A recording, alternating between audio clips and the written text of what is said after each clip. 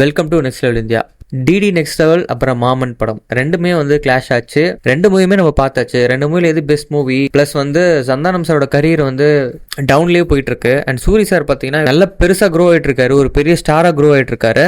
என்னதான் டிஃபரன்ஸ், இவரும் காமெடியன் தான், இவரும் காமெடியன் தான். ஆனா இவர் வந்து ஒரு ஜஸ்ட் 2 or 3 ஃபிலிம் நடிச்சதுக்கு அப்புறம் இவரோட பொசிஷன் பார்த்தீங்கன்னா ரொம்ப மேலே இருக்குது. ஒரு ஹீரோவாக வந்து ஒரு ரொம்ப பெரிய இடத்துக்கு போயிருக்காரு. அண்ட் சந்தானம் சார் பார்த்தீங்கன்னா ஹீரோவாக மாறினதுக்கப்புறம் ரொம்ப ட்ரை பண்ணிட்டு இருக்காரு ஒரு பொசிஷனுக்கு வர்றதுக்கு. எல்லா மூவியுமே வந்து ஃபெயில் ஆகிட்டு தான் இருக்குது, நம்ம பார்த்துட்டு தான் இருக்கோம். ஸோ அதுக்கு என்ன ரீசன் அப்படின்னு பார்க்கும்போது ஃபர்ஸ்ட் வந்து இந்த மூவி பற்றி பார்த்துடலாம். டிடி நெக்ஸ்ட் லெவல் பார்த்தீங்கன்னா ஆவரேஜான ஒரு காமெடியோட இருக்குது. ஸோ ரொம்பவும் வந்து சிரிக்கிற அளவுக்கும் வந்து மூவி இல்லை. ஒரு தேட்டருக்குள்ளே ஒரு மூவி இருக்குது, அந்த மூவிக்குள்ளே அந்த கேரக்டர்ஸ் எல்லாமே போயிடுறாங்க. ஸோ அது உள்ளே அந்த மூவி முடிகிறதுக்குள்ளேருந்து சர்வைவ் ஆகி வெளியே வராங்க. ஸோ ஒரு அட்வென்ச்சர் ஃபிலிம் மாதிரி அது உள்ளே வந்து கான்செப்ட் எடுத்துகிட்டு வந்திருக்காங்க. ஸோ அந்த கான்செப்ட் எல்லாமே நியூவாக இருக்குது, எல்லாமே ஒர்க் அவுட் ஆகிருக்கு பெஸ்ட்டாக. பட் வந்து நம்மளுக்கு அந்த ஸ்க்ரீன் பிளே பார்த்தீங்கன்னா ரொம்ப போரிங்காக இருக்குது. அப்புறம் ஆவரேஜான காமெடி தான். அந்த மொட்டை ராஜேந்திரன் வந்து இல்லைனா வந்து ஃபுல் அண்ட் ஃபுல் ஃபிலிம் வந்து ஓடி இருக்காது, யாரும் பார்த்துருக்க மாட்டாங்க. ஃபர்ஸ்ட் டேலே வந்து மூவி வந்து அவ்வளோதான் அப்படின்னு சொல்லி முடிவு பண்ணிட்டு இருப்பாங்க. இன்னும் கூட கொஞ்சம் ஆடியன்ஸ் போகிறாங்க அப்படின்னா மொட்டை ராஜேந்திரனோட காமெடி சீன்ஸ் வந்து நல்லா ஒர்க் அவுட் ஆகிருக்கு சந்தானம் சார் கூட அந்த காம்போ. ஸோ அந்த படம் வந்து ரொம்ப ஆவரேஜாக இருக்குது. இந்த சைடு பார்த்தீங்கன்னா மாமன் படம் பார்த்தீங்கன்னா சூரி வந்து ரொம்ப நேச்சுரலாக நடிச்சிருக்காரு. ஒரு ரிலேஷன்ஷிப் அப்படின்றது வந்து ஃபேமிலிக்குள்ளே எப்படி இருக்குது, அந்த ஃபேமிலிக்குள்ளே அந்த லவ் எப்படி இருக்குது அப்படின்றத வந்து நல்லா எடுத்து சொல்கிற மாதிரி.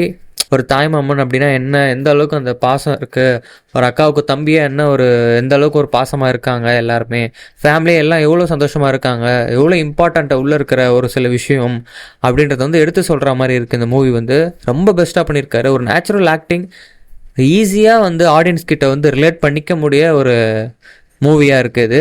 எமோஷ்னலான சீன்ஸ் வந்து நல்லா ஒர்க் அவுட் ஆகிடுச்சினாலே மூவி பார்த்தவங்களுக்கு வந்து ஒரு ஃபுல்ஃபில்மெண்ட் கிடச்சிரும். ஸோ இந்த மூவியில் பார்த்தீங்கன்னா அது ஃபஸ்ட்டு சீன்லேருந்து லாஸ்ட் சீன் வரைக்குமே அது பக்காவாக ஒர்க் அவுட் ஆகிருக்கு. ஸோ ஆடியன்ஸ் கிட்ட வந்து ஈஸியாக ரிலேட் பண்ணிக்கிற மாதிரி இருக்குது, ஆடியன்ஸ் ஈஸியாக கனெக்ட் ஆக முடியுது. ஸோ அவரோட ஆக்டிங் ரொம்ப நேச்சுரலாக இருக்குது, ரொம்ப வந்து நார்மலாகவும் நடிக்கிறாரு. வந்து ஒரு மேக்கப்ஸாக இருக்கட்டும், இல்லை ஆஸ்டில்ஸாக இருக்கட்டும், ஆர்டிஃபிஷியலாக தெரியாமல் எல்லாமே நேச்சுரலாக தெரியுது. ஸோ மூவியோட செட்டப்புமே அப்படி தான் இருக்குது. எல்லாம் வந்து நார்மலாக நேரில் நடக்கிறத பார்க்குற மாதிரி பெஸ்ட்டாக பண்ணியிருக்காங்க. அது எல்லாமே வந்து பர்ஃபெக்டாக ஒர்க் அவுட் ஆகிருக்கு. அதனால் அந்த மூவி வந்து 3 daysல பார்த்தீங்கன்னா 10 crore மேலே வந்து கிராஸ் பண்ணியிருக்கு.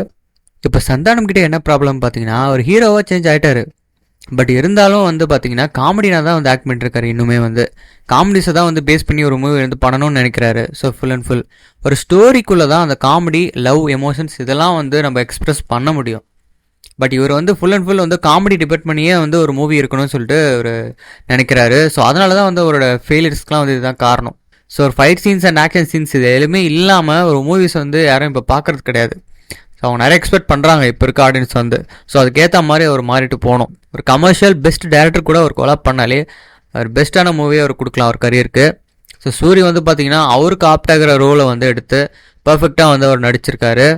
எல்லா மூவிஸுமே அவர் நடிக்கிற மூவி எல்லாமே பார்த்தீங்கன்னா கருடனாக இருக்கட்டும் அண்ட் விடுதலையாக இருக்கட்டும், அவரோட ஃபுல்லஸ்ட்டு கொடுத்து அவரோட full expressions and full acting அந்த ஸ்டன்ட்ஸ்லாம் பார்த்தீங்கன்னா அவ்வளோ நேச்சுரலாக வந்து அவர் பண்ணியிருக்காரு. ஃபுல் ஹார்ட் ஒர்க் பண்ணுறாரு நிறைய விஷயத்துக்கு. ஒரு ஹீரோவாக பண்ணணும் அப்படின்னு சொல்லிட்டு போகும்போது எல்லா லிமிட்ஸையும் வந்து தாண்டி, எல்லா கேரக்டர்ஸையும் தாண்டி ஒரு பெஸ்ட்டை கொடுத்துட்ருக்காருன்னு தான் சொல்லணும் அவர். ஸோ வீடியோ பிடிச்சிருந்தா மறக்காமல் லைக் பண்ணுங்கள் அண்ட் சேனலை மறக்காமல் சப்ஸ்கிரைப் பண்ணுங்கள். உங்களோட ஒப்பீனியனை மறக்காமல் கமெண்ட் செக்ஷனில் சொல்லுங்கள். See you on the next video.